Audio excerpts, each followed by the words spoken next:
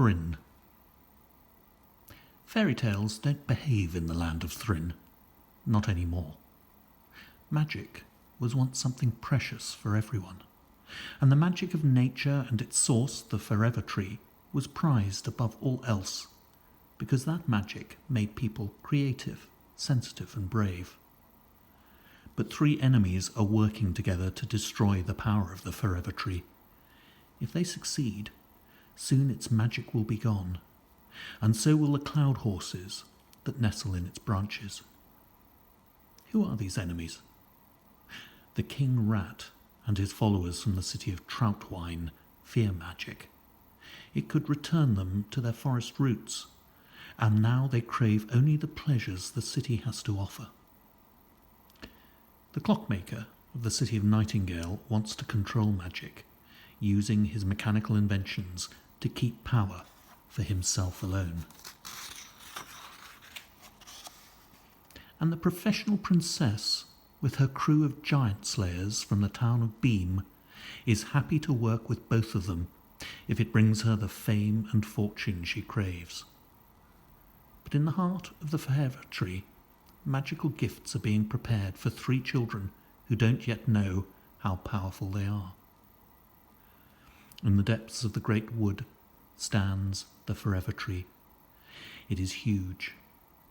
The bark on its trunk is gnarled and grooved with poreholes.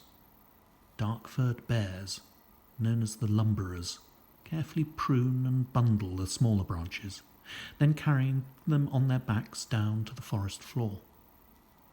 A light shines from a nook deep in the tangle of roots, and the lumberers step into a tree root workshop, laying the bundles of forever wood on a bench. An old lady with silvery hair sorts the branches carefully into shapes and sizes she can use. Then she turns to the tools racked on the walls and selects the ones she needs for the job. The lumberers turn and leave as the sound of sawing, planing and sanding start. The sounds last far into the night. The workshop's lights glint in the dark. As dawn rises, the old lady emerges. A wagon driven by lumberers pulls up. It is covered in oilcloth. The words, "The Ursine Battle Troop of the West," are printed on its side. The old lady reaches into her apron pocket and takes out a glowing slotted spoon with a long handle, which she hands to one of the bearers. "For Zam Zephyr at Bakery Number 9, Troutwine," she says, and returns to her workshop.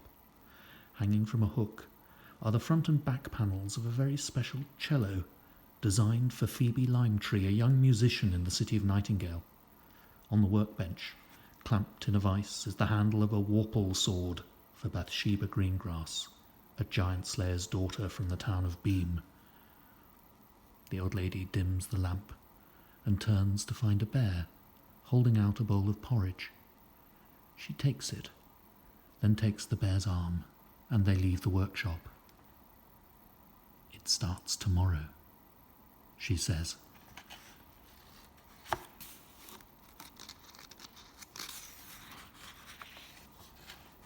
High above the workshop, in the uppermost branches of the Forever Tree, is a nest of glowing twigs, woven together and lined with glittering moss.